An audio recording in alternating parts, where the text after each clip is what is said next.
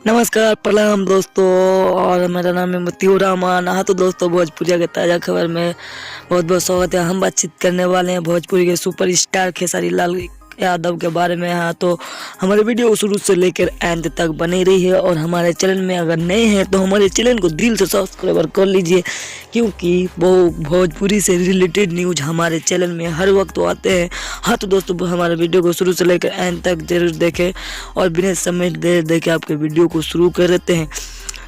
Superstar Khesari Lal Yadav का 2023 का बहुत ही शानदार सॉन्ग है, जिस सॉन्ग का नाम है टमाटर गाल। जी दोस्तों, आप सब सही सुने, टमाटर गाल बहुत ही खूबसूरत सॉन्ग है। खेसारी लाल यादव का पहला 2000 नया साल का पहला गाना टमाटर गाल बहुत ही खूबसूरत सॉन्ग है 2023 का। तो इस सॉन्ग को आप सब ज़्यादा से ज़्यादा चेकआउट कर सकते हैं। और इस सॉन्ग को रिलीज किया जाएगा 3 जनवरी को खेसारी म्यूजिक वर्ल्ड रिकॉर्ड के यूट्यूब चैनल से इसे रिलीज किया जाएगा। जो आप सबसे सुने हैं, खेसारी म्यूजिक वर्ल्ड से इसे रिलीज किया जाएगा यूट्यूब चैनल से।